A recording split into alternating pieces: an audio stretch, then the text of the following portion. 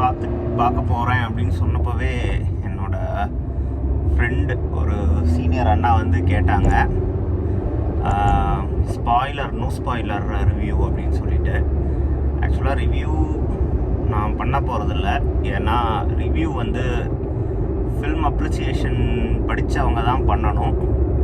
So review இல்லை, but எனக்கு இந்த படத்தை பற்றி என்ன தோணுச்சு அப்படிங்கிறத அப்படியே பேசலான்னு நினைக்கிறேன்.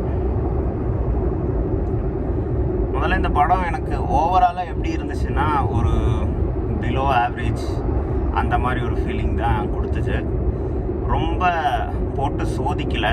அதுக்கு காரணம் மேபி சூப்பர் ஸ்டாரோட அந்த ஸ்க்ரீன் ப்ரெசன்ஸ் அண்ட் மியூசிக், ஃபைட்டெல்லாம் இருந்ததுனால, சாங்கெல்லாம் இருந்ததுனால கொஞ்சம் ரொம்ப போட்டு சோதிக்கலை.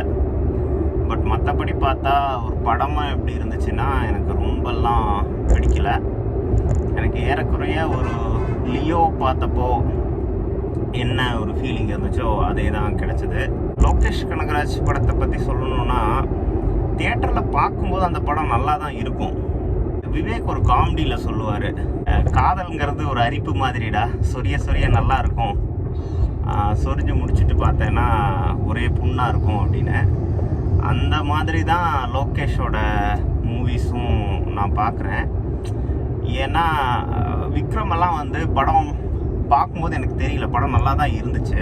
ஆனால் வீட்டுக்கு வந்துட்டு அதுக்கப்புறம் கொஞ்சம் நாள் கழித்து திருப்பி ஓடிடிலலாம் பார்க்கும்போது ஸ்பெசிஃபிக்காக செகண்ட் ஹாஃப்லலாம் பார்த்தா அதில் வந்து ஒன்றுமே இல்லை அப்படிங்கிற மாதிரி ஒரு ஃபீலிங் வரும். ரொம்ப சாதாரணமான விஷயங்களை வந்து காம்ப்ளிகேட் பண்ணி அது ஒரு கதையாக கொண்டு வரது வந்து லோகேஷோட படங்களில் வந்து, அதாவது லேட்டர் 3 மூவிஸ் ஆஃப்டர் மாஸ்டர் வந்த 2 படங்களில் இருந்துச்சு. அது இந்த படத்துலையும் எனக்கு இருக்கிறதா ஃபீல் ஆச்சு.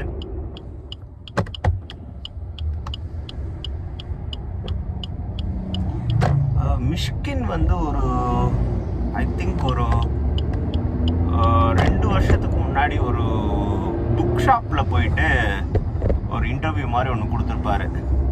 அதில் வந்து அவர் சொல்லுவார், ரொம்ப ஸ்ட்ரெயிட் ஃபார்வர்டாக வந்து சொல்லிடுவார். பொன்னியின் செல்வன் புக்கை வந்து பார்த்துட்டு இது எனக்கு பெருசாக பிடிக்கல அப்படின்னு சொல்லிட்டு மென்ஷன் பண்ணியிருப்பார். அதுக்கு காரணம் வந்து ஹீரோவோட வாண்ட் வந்து அவ்வளோவா இல்லை, அது ரொம்ப கிளியராக இல்லை, அது ரொம்ப சாதாரணமான வாண்ட். சிட்ஃபீல்டோட அந்த ரூல்ஸ்லேயே, ஸ்க்ரீன் பிளே ரூல்ஸ்லேயே இல்லை, Robert McKee save the cat அதுலேயும் வந்து 2 புக்ஸுமே ஸ்க்ரீன் பிளே ஓட ஒரு one of the main rule என்னன்னா, ப்ரொட்டாகனிஸ்டோட வாண்ட் வந்து ரொம்ப ஸ்ட்ராங்காக இருக்கணும் அப்படிங்கிறது.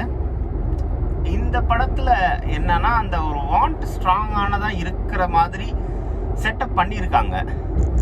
ஆனால் அது சுற்றி வந்து வரக்கூடிய விஷயங்கள், முக்கியமாக வந்து அதை இடையில வந்துட்டு அந்த தயால் கேரக்டர், தயால் யார், சௌபினோட கேரக்டர், அவர் வந்து நடுவில் பண்ணுற விஷயங்கள்லாம் வந்து ரொம்ப காம்ப்ளிகேட் ஆகி ஹீரோவோட வாண்ட் என்னங்கிறதே ஒரு ஏறக்குறைய மறந்து போகிற மாதிரியான ஒரு சிச்சுவேஷனுக்கு கூட்டிகிட்டு போயிடுது படத்தை.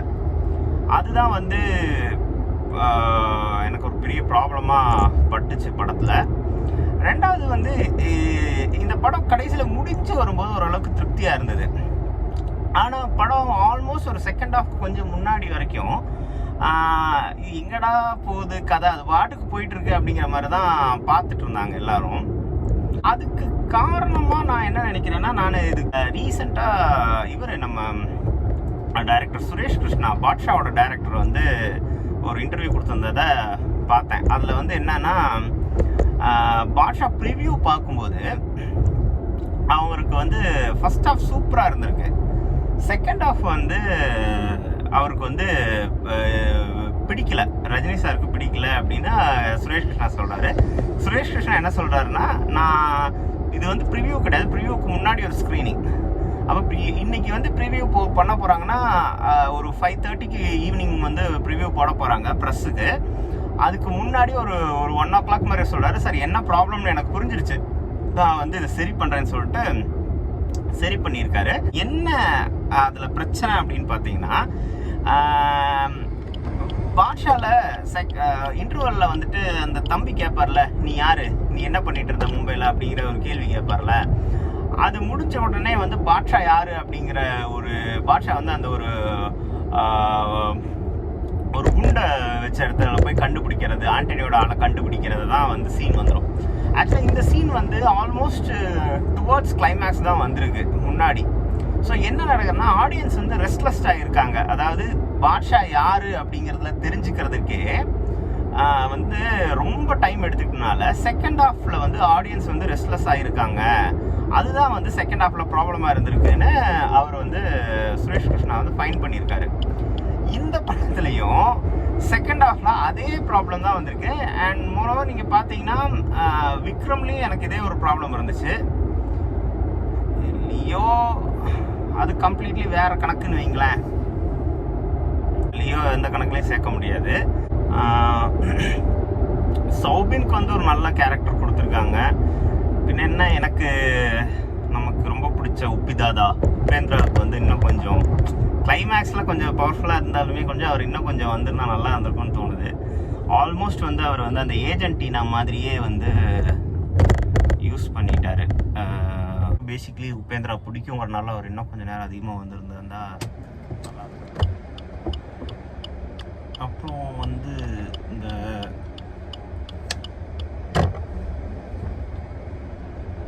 கேமியோ ரோல், ஆமீர் கானோட கேமியோ.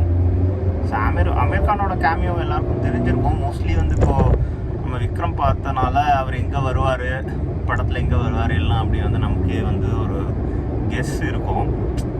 அதெல்லாம் வந்து என்ன தோணுதுன்னா, ஒரு வகையில் வந்து ஒரு ஏமாத்து வேலை மாதிரி தான் ஃபீல் ஆகுது.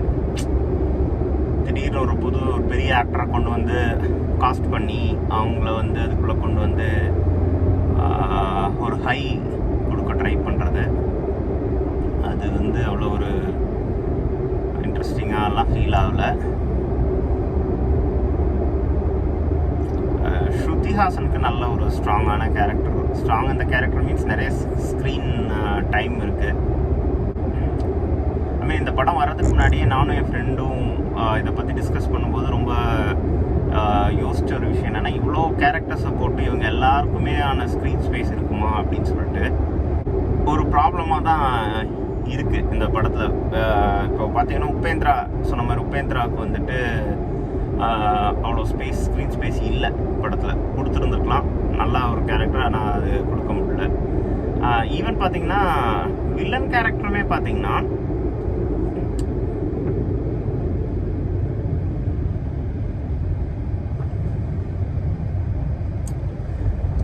இந்த வில்லன் கேரக்டர் ஏன் இப்படி பிஹேவ் பண்ணுது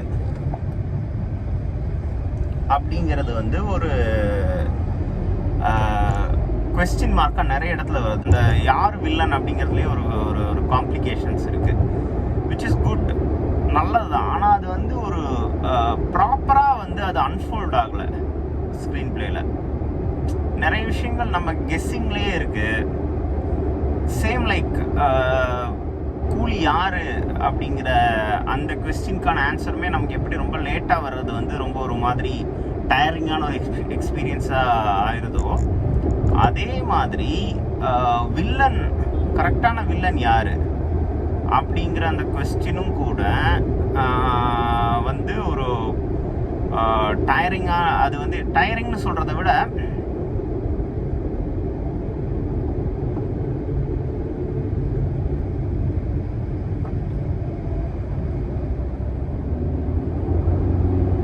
டிராஃபிக் போலீஸ் நிறைய பேர் நின்றுட்டுருக்காங்க, அதனால் கொஞ்சம் அமைதியாகிட்டேன். இந்த பக்கம் பட்டம் விட்டுருக்காங்க, ஏதோ இன்டர்நேஷ்னல் லெவல் பட்டம் விடுற காம்படிஷனாக சம்திங். எல்லோரும் நின்று ஃபோட்டோ எடுத்துகிட்ருக்காங்க. நான் சின்ன வயசுலேயே பட்டம் விட்டதில்லை.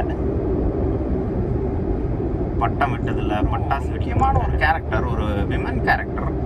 அந்த எந்த ஆக்ட்ரஸ்னு கூட தெரியாமல் யாரையோ ஒருத்தங்களை வந்து பிடிச்சி காஸ்ட் பண்ணியிருக்காங்க. உங்களோட கேரக்டர் அன்ஃபோல்ட் ஆகிற டைம்லேயும் வந்து பார்த்திங்கன்னா அவங்களுக்கு அதுக்கு முன்னாடியே பெரிய ஸ்க்ரீன் ஸ்பேஸ் எதுவும் கொடுக்கல. ஒரு முக்கியமான கேரக்டர் ஆக்சுவலி அதை பற்றி சொன்னாலுமே அது கொஞ்சம் ஸ்பாயில் ஆகிற மாதிரி இருக்கும், அதனால் சொல்லலை.